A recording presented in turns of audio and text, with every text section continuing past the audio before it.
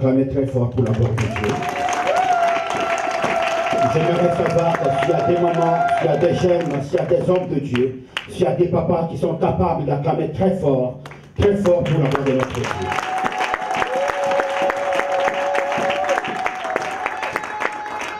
Nous venons de lire le livre selon l'Évangile selon Matthieu au chapitre 27, verset 27. C'est écœurant, mais mon sujet de ce jour, je l'ai intitulé « Ces jours-là au calvaire ». Ces jours-là au calvaire. Est-ce qu'il y a quelqu'un qui peut dire Amen? Dis à ton voisin, ces jours-là au calvaire. Mon objectif poursuivi est celui de mobiliser le peuple de Dieu à s'approprier les acquis du calvaire. Mon objectif que je suis en train de poursuivre ce matin, c'est de mobiliser une dame, de mobiliser un monsieur, de mobiliser une jeune, de mobiliser un homme de Dieu, de s'approprier les acquis du calvaire. C'est à cause de ces acquis que nous sommes appelés chrétiens. C'est à cause du calvaire que nous sommes ici. C'est à cause du calvaire que je t'appelle ma soeur, je t'appelle mon frère. Sinon, je ne pouvais pas t'appeler mon frère, lui encore t'appeler ma soeur. Mais c'est à cause du calvaire. Quelqu'un peut dire Amen. Le message de ce matin, je l'ai réparti en des groupes, en des points. Le premier point que nous allons étudier, c'est que Jésus-Christ a réglé la question du péché une seule fois pour tous. Je répète, Jésus-Christ a réglé la question du péché une seule fois pour tous, qui que ce soit. Peu importe la race, peu importe les origines, peu importe l'appartenance de votre famille, peu importe le rang social que vous occupez, peu importe votre pays d'origine, on s'en fout de ça, mais Jésus-Christ a réglé la question du péché. La question du péché pour toute l'humanité. Amen. Et le deuxième volet, ça va être l'exercice des dons, les services des dons. Et certainement, nous allons prier pour les différents cas. Et je crois que Dieu est là. Je crois à l'œuvre de Golgotha.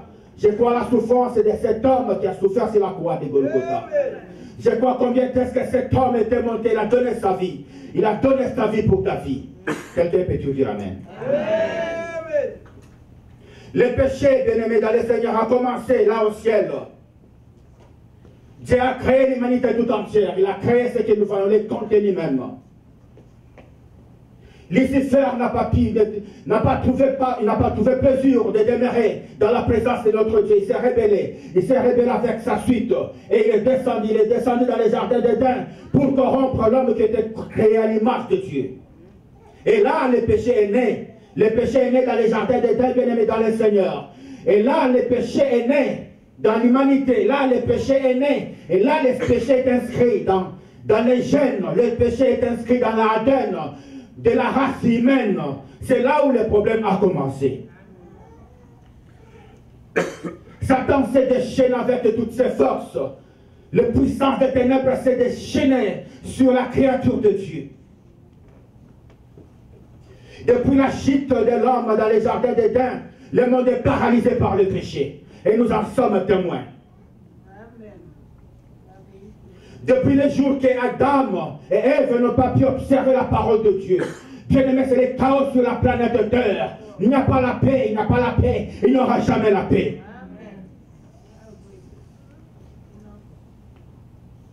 C'est Adam qui avait péché, étant donné que nous sommes les descendants d'Adam. C'est par Adam que le péché est entré dans le monde. Et cela est transmissible de génération en génération. On avait besoin de quelqu'un qui pouvait ôter ces péchés, en fait que la race humaine trouve encore faveur aux yeux de Dieu.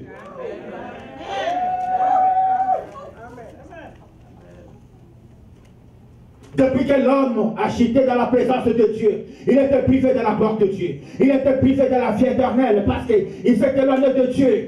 L'homme s'est éloigné de Dieu à cause du péché. À cause du péché, l'homme s'est éloigné de Dieu. Écoute-moi très bien. Le péché, c'est quelque chose qui est en train de travailler Dieu. Dieu n'est pas à l'aise quand il voit son peuple demeurer dans le péché.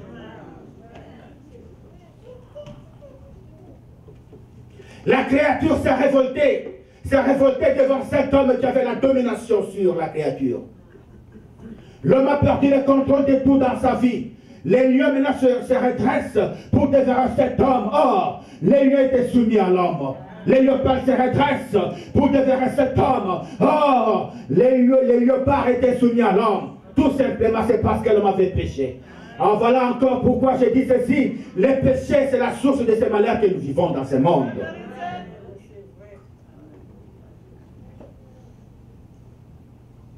Est-ce qu'on peut acclamer très fort? Le péché a créé un ravin entre l'homme et Dieu. Dieu est resté de l'autre côté, l'homme se retrouve de l'autre côté. Tout simplement parce que le péché a plongé le monde dans les chaos. Le péché a plongé le monde dans une fossée très très profonde où l'homme n'a pas la possibilité de sortir tout seul. C'est parce qu'il est devenu pécheur.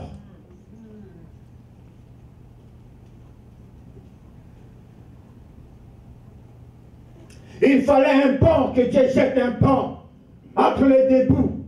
L'homme est resté à gauche, Dieu à droite. Il y a un ravin, il y a une fossée. Il y a une fossée là, on n'arrive pas à traverser de l'autre côté. Il fallait quand même projeter un pont pour que l'homme trouve la facilité de marcher sur ce pont et entrer maintenant dans la présence de son Dieu.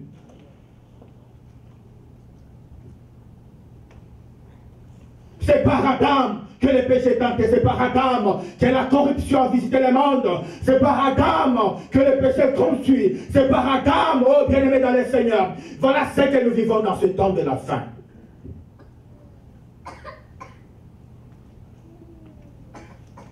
L'homme est demeuré loin de Dieu. C'est vrai que le péché nous sépare de Dieu. Il est certain que le péché nous sépare de Dieu.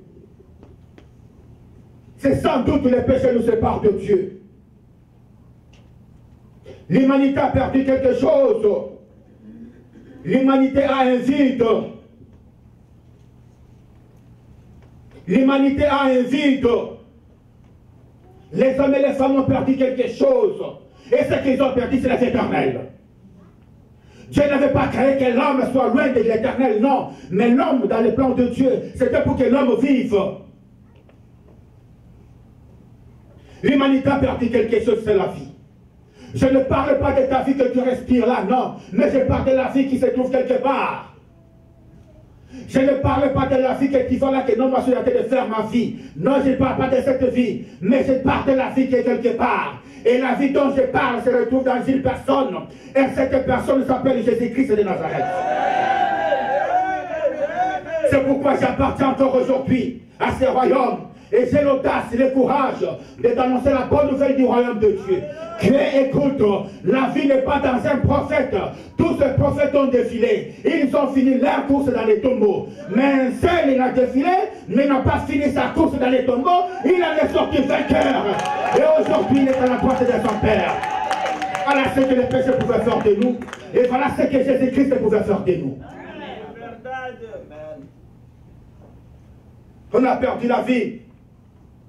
On a perdu la vie pour des futilités. On a perdu la vie pour l'impudicité. On a perdu la vie pour la débauche. On a perdu la vie pour le vol. On a perdu la vie pour l'orgueil. On a perdu la vie pour la haine. Bien-aimés, dès lors que nous vivons dans ce genre de comportement, nous sommes encore loin du Seigneur. Le Seigneur nous aime tant. C'est pourquoi il t'a donné les souffles que tu as là. Tu n'es pas plus que ceux qui sont morts aujourd'hui. Tu n'es pas plus que ceux qui sont à l'hôpital, non. Tu n'es pas plus que ceux qui sont dans les soins intensifs, non. Mais si tu viens jusqu'à nos jours, il y a quelque chose qui t'attend de toi.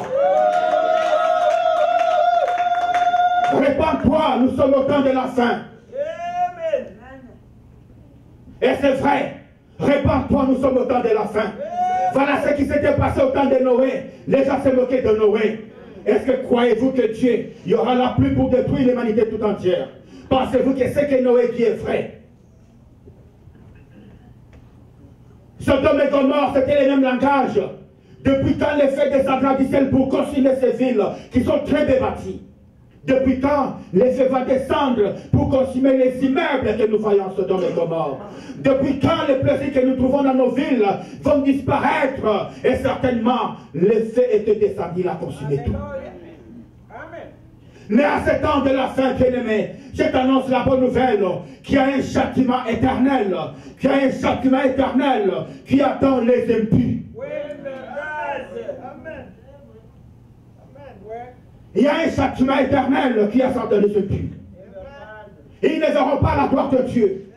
Ils ne verront jamais la gloire de Dieu. Ils n'entreront jamais dans les appartements de la gloire de Dieu. Ils ne seront jamais dans les couloirs de la gloire de Dieu. Certainement qu'ils vivront éternellement leur châtiment. Je suis dans les couloirs de la bonne nouvelle. Et je te parle maintenant. Je te parle de la grâce de Dieu. Je te parle de ce que Dieu attend de toi. Le péché exigeait quelque chose. Les péchés qui étaient commis exigeaient quelque chose.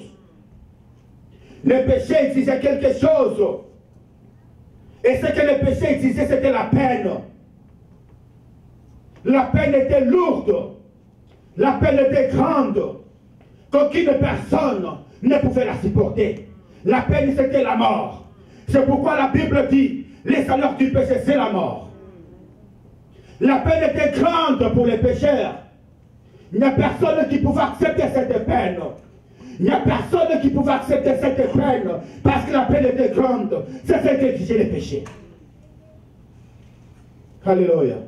Alléluia. Alléluia. La peine était grande. Et la peine, c'était la mort. C'est pourquoi ma Bible dit, tous son péché sont brisés de la gloire de Dieu. Ma Bible dit, l'âme qui pêche, c'est celle qui mourra. Alléluia. Les salaires du péché, c'est la mort. Qu'il soit commis aux toilettes, c'est le péché. Qu'il soit commis dans les noirs, c'est le péché. Qu'il soit commis dans ta chambre, c'est le péché. Qu'il soit commis à l'hôtel, c'est le péché. Il n'y a que l'œil de l'Éternel qui voit tout. C'est pourquoi ce matin, je vais t'annoncer la bonne nouvelle.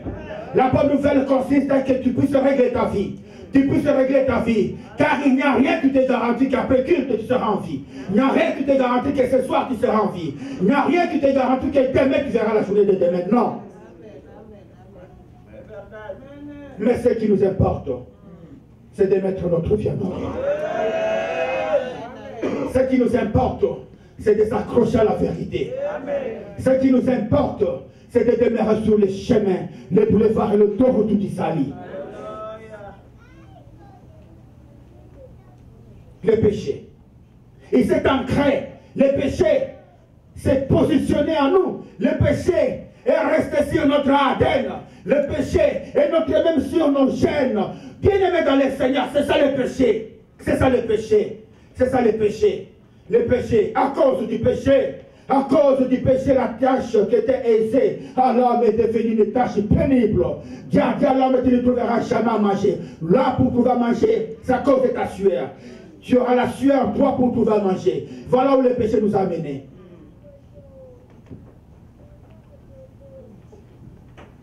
La souffrance inhérente à toute existence. Cette existence-là maintenant est appelée à souffrir. Nous existons. Cette existence est appelée à souffrir, à peiner à cause du péché. La piété de la vie, l'homme qui devait vivre longtemps sur la terre, il a perdu cette occasion, cette opportunité de rester longtemps dans la présence de Dieu. Et là, Dieu a dit, toi là que tu es de la poussière, tu retourneras à la poussière parce que tu n'as pas écouté, tu n'as pas obéi à ma parole. Alléluia. Il y a une seule vie. Il n'y a pas de vie. Il y a une seule vie. C'est la vie éternelle. Il y a une seule vie que je vous annonce ce matin. C'est la vie éternelle. Tu n'auras pas trois occasions pour la rattraper. L'occasion est là pendant que tu vis. C'est la vie éternelle.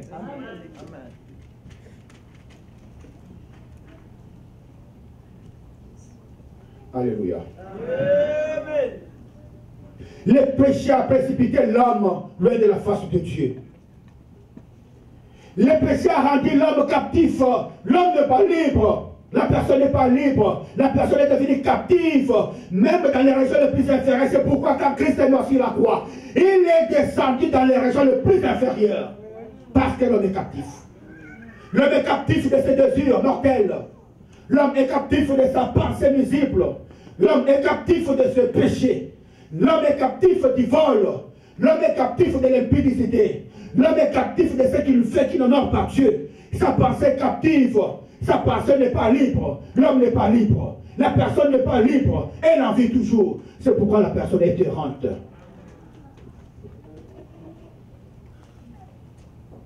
Le péché a rendu l'homme errant. L'homme n'est pas satisfait. La femme n'est pas satisfaite. Pourquoi? Le péché. Comprenez une chose, qu'il y a un vide dans l'homme. Et le vide qui est dans l'homme, c'est la vie. Et la vie dont je parle, c'est la vie éternelle. Amen. Vous savez, ces jours-là, on n'aura pas le temps de vieillir, non. Quand nous serons dans la gloire de Dieu, ce corps corruptible cédera la place au corps incorruptible. Amen. Ce corps de péché va disparaître. Ce corps de désir sexuel va disparaître. Ce corps de désir du vol va disparaître. Nous porterons un corps glorieux ces jours-là. Et nous demeurerons dans la présence de notre Dieu. Nous allons demeurer dans la présence de Dieu. Je porterai mes mêmes cheveux là. Je ne vieillirai jamais. Je ne chercherai jamais la canne pour marcher avec ma canne. Écoute-moi très bien, il y a quelqu'un qui m'a vu à 20 ans passé. S'il me voit aujourd'hui, il dira, mais oh, tu as grandi. Mais ce jour-là, je ne grandirai jamais. Je serai dans la présence de Dieu. Et c'est là pour... Je reviens sur les paroles de l'homme de Dieu, pasteur Janvier, qui a dit, si Jésus revient bientôt, aujourd'hui même, quelle sera ta position? Et c'est là où je vais joindre maintenant la chorale des mamans, la chorale que j'aime beaucoup. Que celui qui est injuste demeure dans l'injustice. Mais qu'il est juste contre pratiquer la justice. Mais quand on descend, cet homme est à la porte. Vouloir ou pas, cet homme est à la porte. Même si tu dis Amen, même si tu refuses de dire Amen, moi je te dis, cet homme est à la porte. Ton refus ne l'empêchera jamais de revenir. Ta position n'empêchera jamais Christ de venir dans sa gloire pour nous chercher. C'est à toi de réglementer ta vie. C'est à toi de réglementer ta vie. Tes arguments que tu avances n'empêcheront jamais une seule fois, même une seconde fois que Christ revienne. Mais certainement Christ va revenir. Le péché. L'homme a manqué la stabilité. Quand je parle de l'homme, je parle de l'humanité, excusez-moi. L'humaine, les femmes, les hommes ont manqué la stabilité. À cause du péché, parce qu'elle vit quelque part. Et les vices te justifient. Tu verras une jeune fille. Elle va se réveiller le matin. Elle va prendre sa douche, sa belle coiffure. Elle va se maquiller. Il y a un vide quelque part. Elle va quelque part pour chercher la satisfaction à ses besoins. Elle a besoin de quelque chose. Tu verras un garçon, il va au salon, là, on va couper bien les cheveux comme on m'a coupé hier. Il va sortir, il va très bien s'habiller. Mais tu vas où? Il va se parfumer le matin. Je vais quelque part, c'est parce qu'il a besoin de quelque chose. L'homme est instable.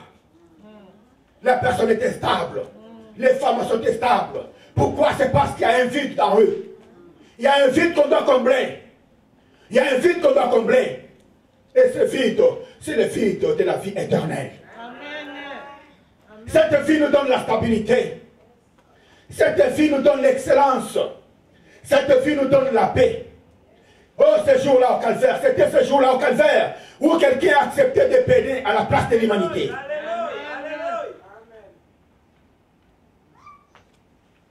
Quelqu'un cherche quelque chose qu'il fait.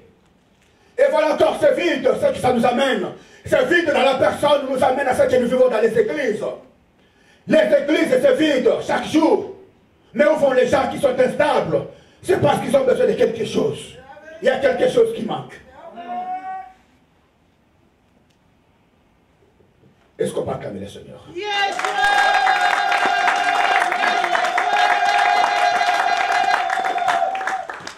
vrai qu'il y a un vide quelque part.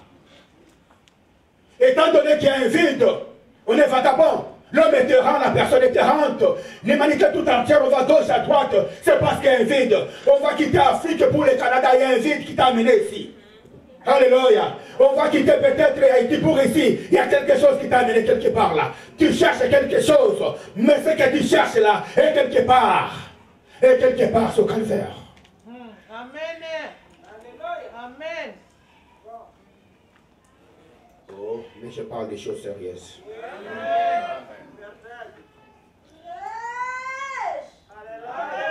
Je parle des choses sérieuses. Il y a des divorces chaque matin, chaque soir. Qu'est-ce qu'il y a? Il y a un vide à combler. On a besoin de quelque chose. Les couples sont instables, c'est parce qu'on a besoin de quelque chose. La femme n'est pas satisfaite, elle a besoin de quelque chose. L'homme n'est pas satisfait, il a besoin de quelque chose. Il y a toujours un vide. Il y a toujours un vide. Il y a toujours un vide. C'est vrai qu'il y a toujours un vide. Mais je vous dis, c'est vrai qu'il y a toujours un vide. Je vais parler de ces jours-là au Calvaire. Ça fait un grand jour, c'est un certain vendredi saint. Et ce jour-là, c'est un jour important dans la vie de tout le monde, dans la vie de toute l'humanité. C'est un jour très très important pour les saluts de la race humaine. C'est un jour qui était différent de tous les jours. Je parle de ces jours-là au Calvaire. C'est le jour où on a arrêté quelqu'un qui s'appelait Jésus-Christ de Nazareth. C'est le jour où Jésus-Christ de Nazareth a accepté de mourir à la croix de Golgotha. C'était au Calvaire que Christ a commencé à souffrir. Ce jour-là au Calvaire, l'histoire de l'humanité a changé. Alléluia. Alléluia. Je vais parler de ce jour-là. C'est un jour où je vis un roi, le grand puissant, puissant de puissants, descendre de sa gloire, accepter d'être maltraité par les humains. Un Dieu incarné dans la chair humaine, accepter d'être maltraité par ses créatures.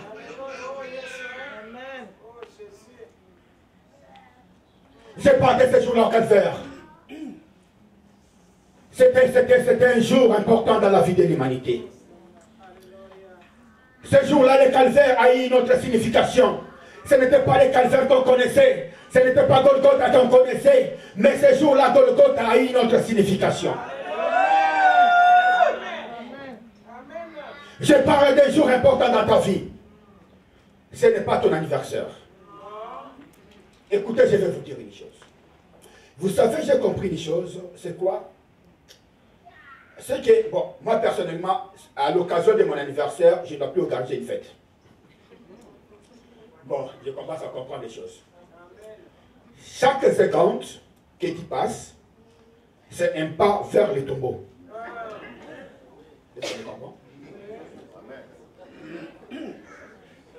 Oh, mais je m'explique.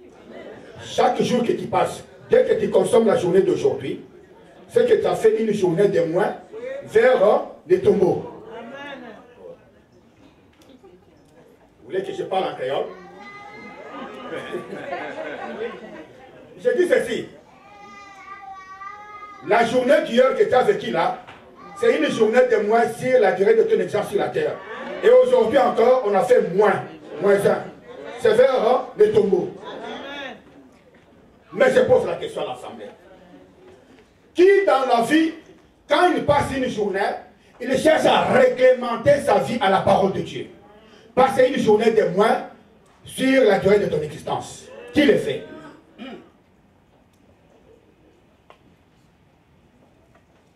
Ça ne servira à rien de le fêter à l'occasion de ton anniversaire si tu n'as pas arrangé ta vie.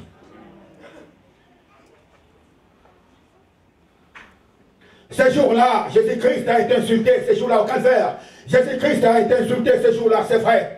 Ce jour-là, le calvaire a eu une autre signification. Ce jour-là, les tombeaux étaient vidés. C'était vrai que les tombeaux étaient vidés parce qu'il y a quelqu'un qui était au calvaire.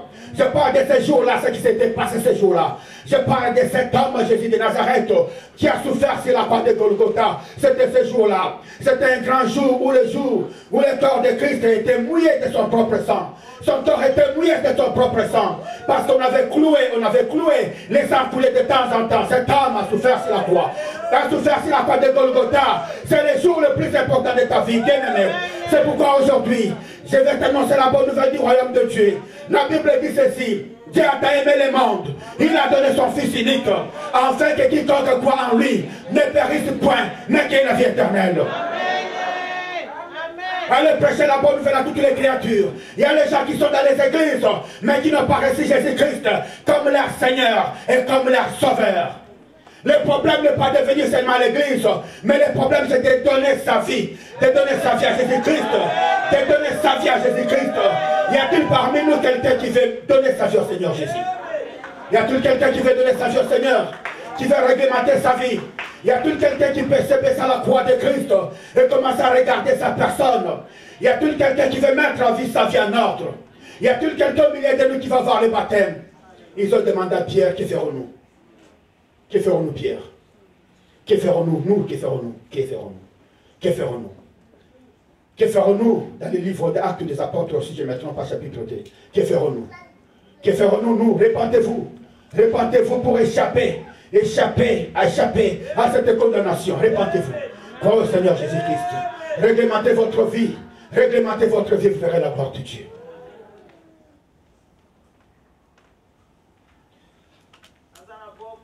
Il a dépouillé Satan ces jours-là.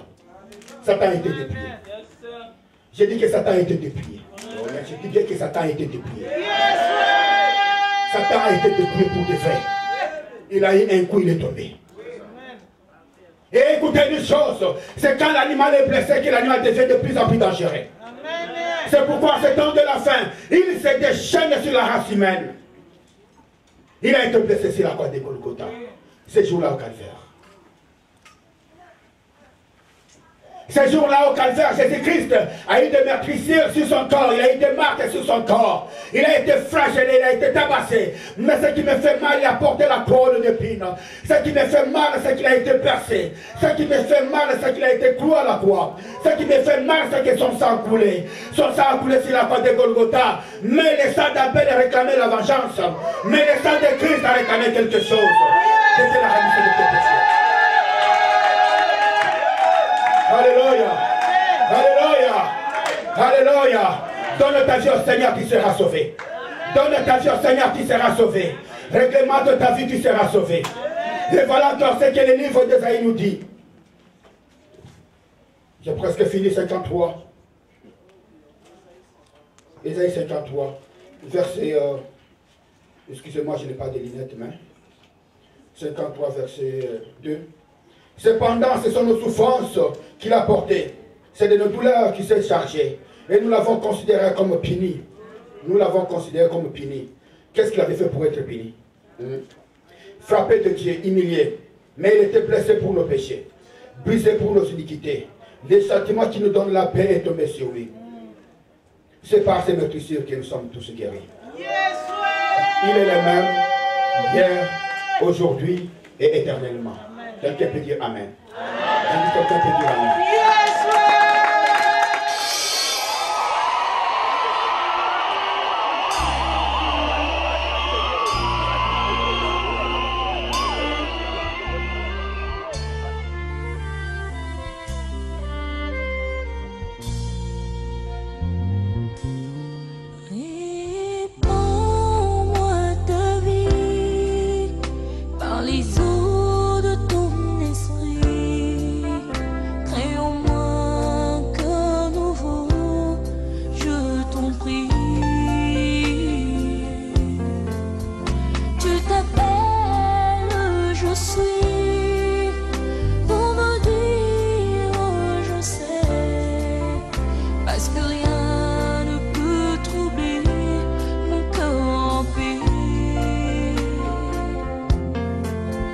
S'il faut que